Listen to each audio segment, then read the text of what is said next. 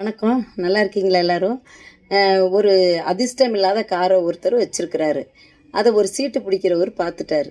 பார்த்துட்டு எனக்கு இந்த காரை கொடுங்க அப்படின்னு சொல்லி கேட்டால் விலை எவ்வளோன்னா, இது அதிர்ஷ்டம் இல்லாத காருனால 1,00,00,000 ரூபா மதிப்புள்ள காரு 10,00,000 ரூபாய்க்கு தரலான்னு இருக்கிறோம் அப்படின்னா இவருக்கு ஒரே ஆசை தான். சரி வாங்கிக்கலாம், 1,00,00,000 ரூபா மதிப்பு இல்லையா, 10,00,000.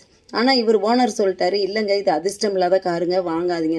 பரவாயில்ல நீங்கள் கொடுங்கன்னு 5,00,000 அட்வான்ஸ் கொடுத்தாச்சு. இப்போ காரு வர்ற வழியில் ஆக்சிடெண்ட் ஆயிடுச்சு.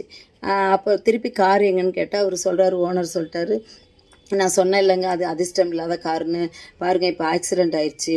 சரி பரவாயில்ல, என் 5,00,000 கொடுங்க அப்படின்னா, அதை வச்சு தாங்க டிரைவருக்கு செலவு பண்ணேன். பாவம் டிரைவர் உயிர் பழைக்கிறதுக்கு கஷ்டமாக போயிட்டாரு, அதனால் எப்படிங்க தர்றது, என்னால் தர முடியாதுன்னு சொல்ல உடனே சரி உடஞ்ச காரையாவது கொண்டு வந்து நிப்பாட்டுங்கன்னா, அதான் அதிர்ஷ்டம் இல்லாத காராச்சு, அதை எதுக்கு கொண்டு வந்து நிறுத்துங்க, நீங்கள் நிறுத்துங்க நான் பார்த்துக்கிறேன் அப்படின்ட்டார்.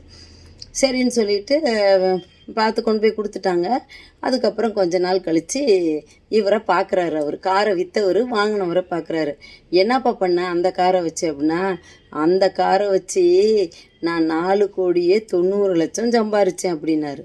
இது என்னையா இது அநியாயமாக இருக்குது அப்படின்னு சொல்லி பார்த்தா, இல்லை நடந்ததை சொல்கிறாரு. நான் சீட்டு பிடிக்கிறாளா, அதனால் 1,00,000 ரூபா சீட்டு சேர்றவங்களுக்கு ஒரு 1,00,00,000 ரூபா மதிப்புள்ள காரு இலவசம்னு சொன்னேன். ஏகப்பட்ட பேர் வந்து சேர்ந்துட்டாங்க. இப்போ குழுக்கள் நடத்தணும் இல்லையா, குழுக்கள் நடத்துகிற அன்னைக்கு என்னாச்சு அப்படின்னு சொன்னால், குழுக்கள் நடத்தி ஒருத்தர் பேரில் விழுந்துருச்சு. அவருக்கு என்ன பண்ண நீ அப்படின்னா, அப்போ தான் சொன்னேன், இது மாதிரி 1,00,00,000 ரூபா மதிப்புள்ள காரு வந்துச்சு, ஆனால் அது ஆக்சிடெண்ட் ஆயிடுச்சு.